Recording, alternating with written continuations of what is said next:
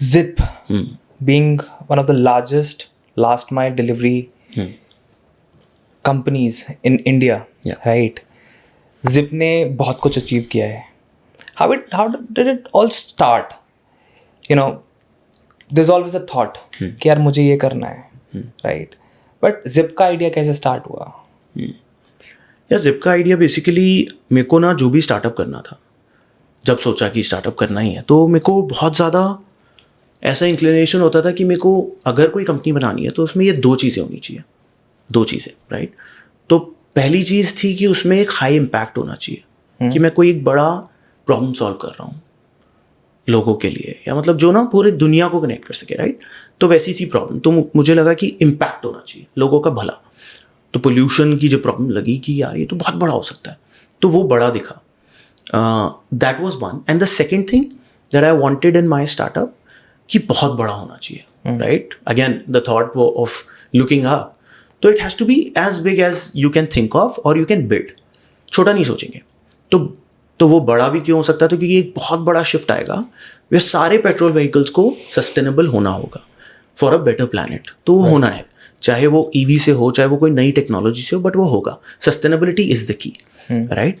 Which should happen if we want to live on this planet. Right. तो ये बहुत बड़ा चेंज है. अभी ईवी से है तो हम ईवी करते हैं, राइट?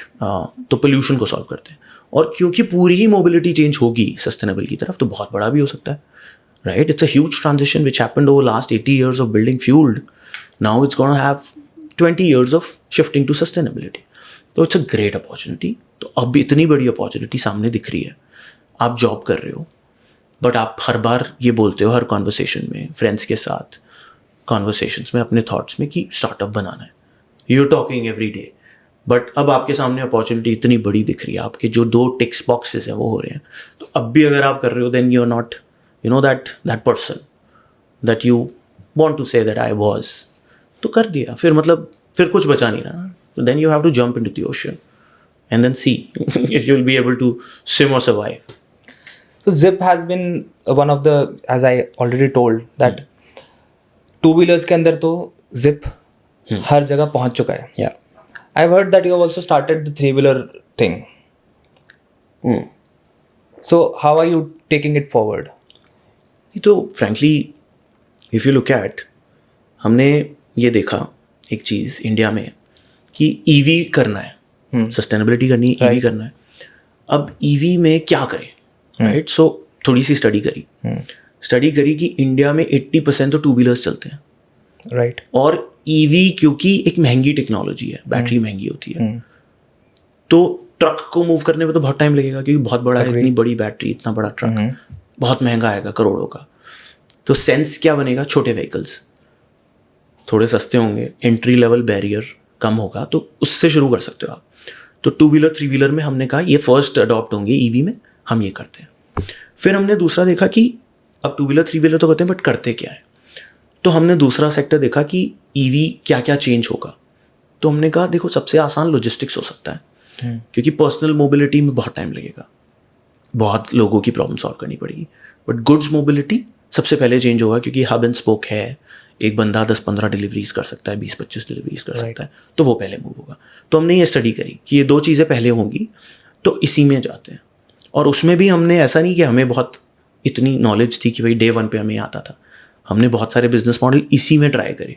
रेंट पे दें, छोटी छोटी राइड्स पे दें, ड्राइवर को बिठा के करें. तो बहुत सारे फेलियर करके 4-5 बार तो बंद हो सकते थे, वैसे फेलियर करे हमने पहले 2 साल में. बट फिर सीख समझी है कि यार ये ठीक है, डिलीवरी बॉय को बिठाते हैं, कंट्रोल रखते हैं, टैक्स से करते हैं, और डिलीवरीज का बिजनेस सॉल्व करते हैं ईवी से. सबको ईवी करना है. सब जब अपनी ऐप खोलते हैं तो 100% carbon neutral delivery, 0 carbon delivery. Every customer of hours say that.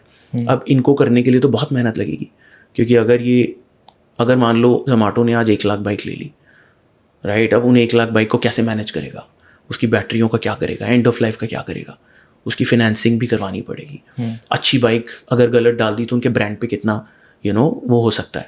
अगर उनका कुछ बैटरी इशू हो गया तो क्या होगा? तो they won't do it themselves. It would be like building a new business. तो हम ही इसको सॉल्व करते हैं उनके लिए. कस्टमर्स की जो भी प्रॉब्लम आएगी हम खड़े हैं, बट उनको इलेक्ट्रीफाई करते हैं और डीकार्बोनाइज लॉजिस्टिक्स करते हैं, डिलीवरीज करते हैं. ये हमने सोचा. तो ये करने लग गए। अब ये करते करते हमें समझ में आया जो हम एक्चुअल प्रॉब्लम सॉल्व कर रहे हैं वो तो उस डिलीवरी पार्टनर की कर रहे हैं। तो कस्टमर तो एक सोर्स है जो कि उनकी प्रॉब्लम सॉल्व करवा रहे हैं और जो हम कर रहे हैं अच्छे से, बट एक्चुअल जो सपोर्ट हो रहा है वो एक उस डिलीवरी एग्जीक्यूटिव का हो रहा है, क्योंकि वो एक यंग बंदा है 18-20 साल का, गाँव से आया है शहर में, जेब में पैसे नहीं है, सर में इतनी नॉलेज नहीं है, पढ़ाई नहीं करी, जॉब नहीं लगी, तो वो आया, उसको कमाना है बिना, अब उसको कोई बैंक नहीं देगा लोन, राइट, उसका सिबिल स्कोर ही नहीं है, बैंक अकाउंट ही नहीं है, अब उसको पैसे भी बचाने हैं, कम कम पैसे कमाते हैं, तो ईवी से पैसे भी बचेंगे, बट ईवी वो खरीद नहीं सकता, लाख रुपए की बाइक है, वो क्या करेगा बैटरी का, कैसे ठीक कराएगा, मेंटेनेंस नहीं एक्सेस करती, फिनेंसिंग तो होगी नहीं उसकी, राइट, तो उसको भी सपोर्ट कर रहे हैं हम। तो हमने कहा कि भाई उसको भी रेंट पे दे देते हैं बाइक, और कस्टमर की प्रॉब्लम जैसे वो सॉल्व कर रहे हैं बस उन्हीं को दे देते हैं, एक तरह से बाइक और ड्राइवर को जोड़ते हैं साथ में टैक्स से, और कस्टमर्स को दे देते हैं कि आप चलाओ, आपके लिए हम ये फ्लीट का सारा प्रॉब्लम सॉल्व करेंगे, ईवी खराब होगी हम ठीक करेंगे, ड्राइवर में इशू होगा हम चेंज करेंगे, अच्छे बंदे लेके आएंगे, उनको ट्रेन करेंगे, राइट, तो वो सपोर्ट देते रहेंगे